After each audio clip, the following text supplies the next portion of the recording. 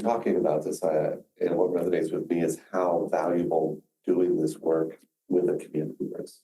I know when I've worked with men, there's often sort of like that stoic, I'm good, everything's cool.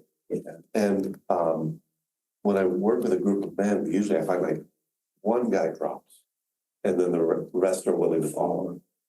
And so I'm wondering, you've got this book, and I make up that there are so many men out there that will read this and will find it helpful. How helpful do you find it for them just to read it and do this work on their own versus read this and then connect with other men that can walk that path with them?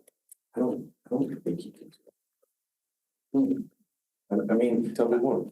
Well, Yeah, sure. Well, my interview question. Yeah, man.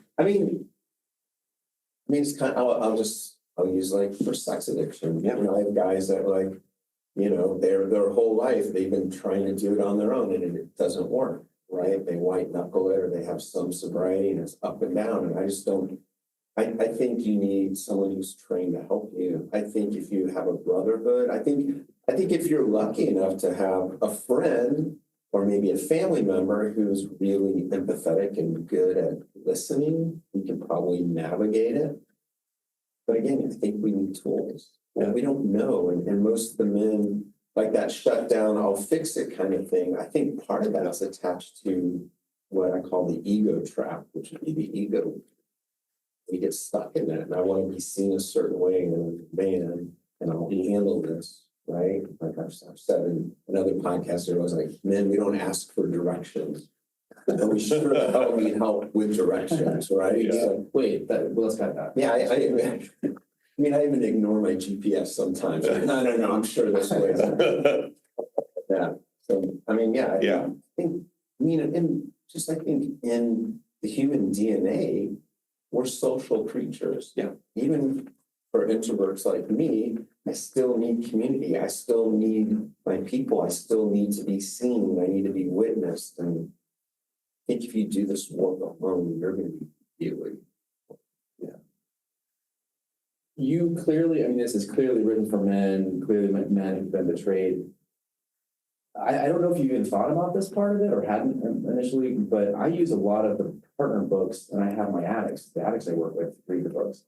Have you gotten any feedback from the betrayer, whether that's, the betrayer reading your book and kind of their feedback, and is that happened? Not yet? Because that's another, I think, a whole thing for not just for the men you're working with to get the healing, but if the betrayer, if you're in that situation, this can be really helpful for you to understand what your significant other, what your husband or partner is going through, right? Like that's I think that's important. I think it's super important. And actually, I'll give her a plug. I'm waiting for Carol Sheets to write Help Him Heal, right? That would be that book. Yeah. Right? So, and kind of talk to her about it. She wrote the foreword to my book. So Oh, that's cool. I think she's kind of cutting edge of that kind We of stuff. need it because it's just not the conversation we're having. It's sparse. It's been kind of sparsely. People have talked about it, but it's never been cohesive. Yeah.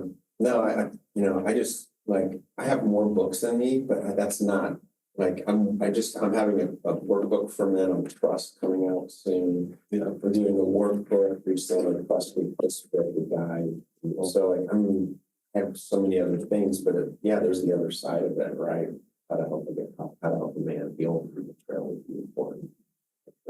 Yeah, while we're talking about the two sort of unspoken minorities, with the male betrayed partner, and we're starting to address more of the female sex addict.